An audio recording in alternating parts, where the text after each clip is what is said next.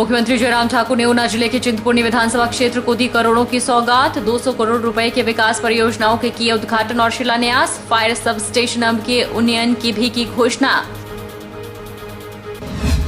हिमाचल प्रदेश के शक्तिपीठों पर चैत्र नवरात्रि का हुआ आगाज। शक्तिपीठ नैना देवी और ज्वालामुखी समेत प्रदेश के अन्य मंदिरों में आरती पूजा अर्चना के साथ हुए नवरात्रे शुरू। मंदिरों में भक्तों की लगी कतारें। महंगाई के खिलाफ सीपीआईएम और माकपा उतरी सड़कों पर। सरकार के खिलाफ किया विरोध प्रदर्शन। उपायुक्त के माध्यम से राष्ट्रपति को भेजा ज्ञापन। बढ़ती महंगाई को लेकर राष्ट्रपति से हस्तक्षेप करने की मांग।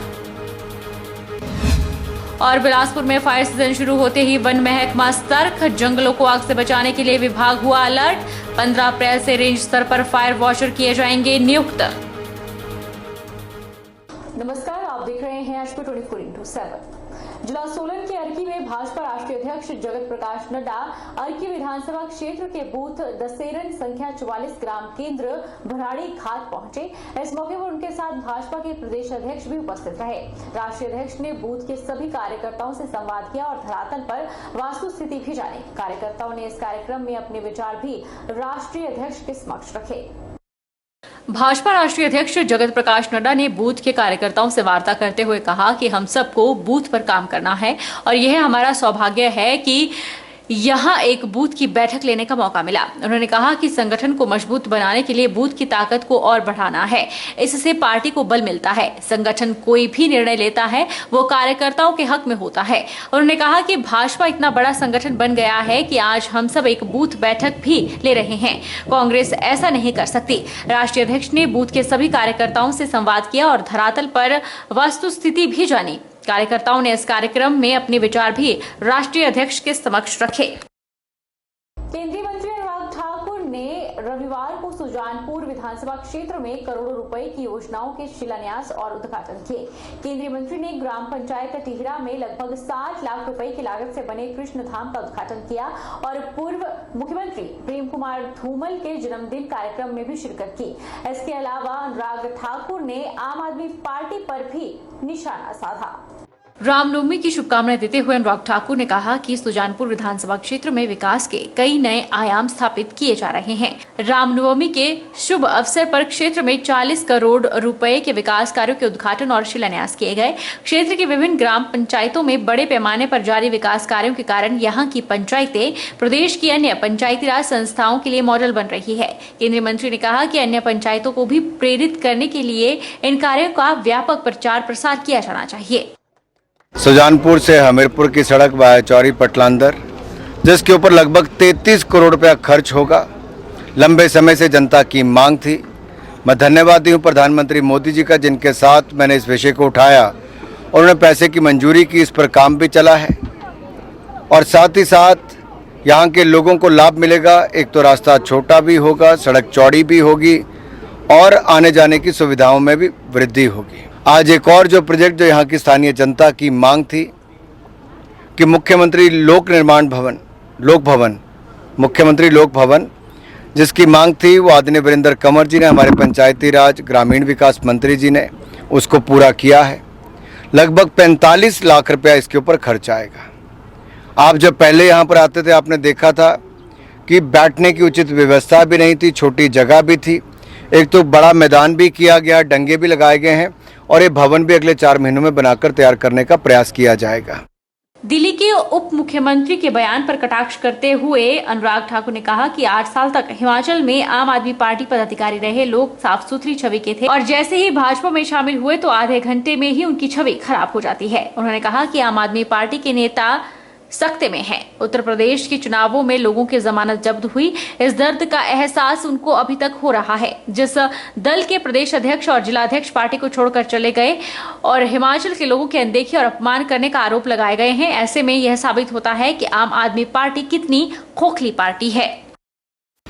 8 साल उनके पास रहे तो बड़े साफ सुंदर हैं, बहुत कर्मठ हैं। आधे घंटे बाद वो खराब हो जाते हैं अगर भारतीय जनता पार्टी में है।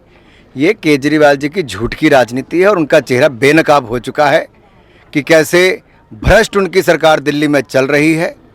और एक मैं कहना चाहता हूँ, ये अभी शुरुआत है, अभी लंबी लाइन लगेगी आम आदमी पार्टी को छोड़ने वालों की। चंबा जिला में में दुर्घटनाएं थमने का नाम नहीं ले रही है। चंबा झुमहार मार्ग पर एक कार अनियंत्रित होकर पहाड़ी से नीचे जा गिरी। गाड़ी में सवार 3 लोगों में से 2 की मौत हो गई है। एक का इलाज पंडित जवाहरलाल नेहरू हॉस्पिटल चंबा में चल रहा है। चंबा झुमहार मार्ग पर एक कार अनियंत्रित होकर पहाड़ी से नीचे जा गिरी। गाड़ी में सवार 3 लोगों में से 2 की मौत हो गई है, जबकि एक घायल है। आज सुबह यह लोग चंबा से झुमहार के लिए जा रहे थे। रास्ते में उनकी गाड़ी अनियंत्रित होकर सड़क से करीब 50 मीटर नीचे दूसरे मार्ग पर जाकर रुकी।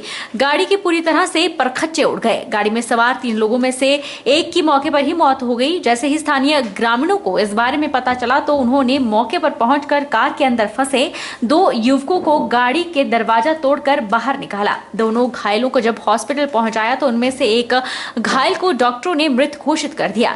तीसरे व्यक्ति की हालत भी गंभीर बताई जा रही है और उसका इलाज पंडित जवाहरलाल नेहरू मेडिकल कॉलेज चंबा में चला रहा है। प्रशासन ने घायल व्यक्ति को 5,000 और मृतकों के परिजनों को 10-10 हजार रुपए की फौरी राहत प्रदान की है। फिलहाल पुलिस जांच में जुटी हुई है कि आखिर हादसे की क्या वजह रही है। सूचना मिली थी कि झुमहार से चंबा की तरफ एक व्हीकल आ रही थी जिसका गाड़ी नंबर FP 486955। वहाँ उस गाड़ी में 3 लड़के आ रहे थे, कार्तिक, मोहित और पूर्व, जो झुमहार जो मंदिर से आ रहे थे और झुमहार के रास्ते में ही कहीं उनका एक्सीडेंट हो गया, जिनमें पूर्व की तो वही डेथ हो गई थी और मोहित की अभी यहाँ हॉस्पिटल में डेथ हो गई। तो बस एक जो दूसरा है उसका इलाज हो रहा है, वो ठीक है फिलहाल। अभी सर डेथ हो गई है, एक इंजर्ड है, उसका इलाज यहाँ पे हो रहा है।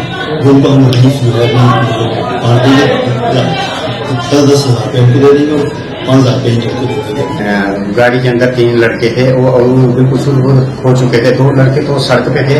हमने अपने गांव से रोड़े और दराट मंगवाकर रोड़े दराट और मारतोड़ मंगवाकर गाड़ी के खिड़की तोड़ के लड़के को निकाला और नीचे से आवाज आ रही थी, भाई मुझे बचाओ, भाई मुझे, अंकल मुझे बचाओ।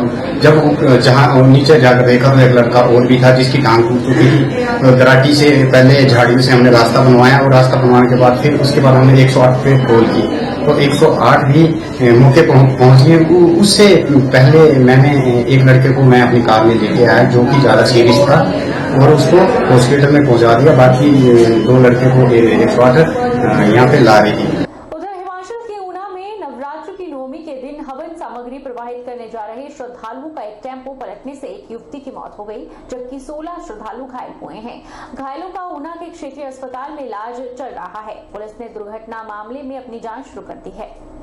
नवरात्र की नवमी का धार्मिक रूप से काफी महत्व है। देश भर में जहां हिंदू धर्म में आस्था रखने वाले लोग इस दिन मां दुर्गा के स्वरूप की पूजा अर्चना करते हैं और हवन यज्ञ के द्वारा अपने अपने ढंग से मां के चरणों में नतमस्तक होते हैं। लेकिन नवरात्र की नवमी का दिन हिमाचल के ऊना में कुछ श्रद्धालुओं के लिए एक बुरी खबर लेकर आया। दरअसल नवरात्र की नवमी के बाद श्रद्धालुओं का एक समूह हवन सामग्री को जल प्रवाह करने के लिए एक टेम्पो में जा रहा था, लेकिन जल प्रवाह करने से पहले ही टेम्पो अनियंत्रित होकर नदी के साथ ही एक खड्ड में जा गिरा। टेम्पो के पलटने से श्रद्धालुओं के समूह में शामिल एक 17 वर्षीय युवती की मौत हो गई है, जबकि 16 श्रद्धालु इस हादसे में घायल हुए हैं। सभी घायलों का इलाज क्षेत्रीय अस्पताल ऊना में चल रहा है, जहां चिकित्सकों का दल घायलों पर निगरानी बनाए हुए है। वहीं मामले की पुलिस भी जांच कर रही है। के समीप हुआ है। ये एक्चुअली रणजीत सिंह अपनी गाड़ी में अपने परिवार के सदस्यों को हवन सामग्री स्वां नदी में प्रवाहित करने के लिए ले जा रहा था। तो जैसे ये स्वां की तरफ गया तो इसकी गाड़ी जो है अचानक वहाँ रोड खराब होने के कारण पलट गई है। इसमें 16 बंदे इंजर्ड हैं और एक की मौत हो गई है। कार्रवाई पुलिस कर रही है, ठीक है। बेटी का पोस्टमार्टम करवाया जा रहा है और घायलों के MLC वगैरह जो भी होगी आगामी कार्रवाई अमल में लाई जा रही है।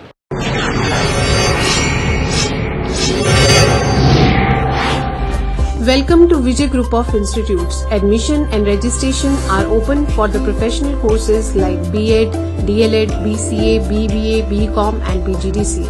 From this session, we newly introduce a professional course, Bachelor's in Hotel Management.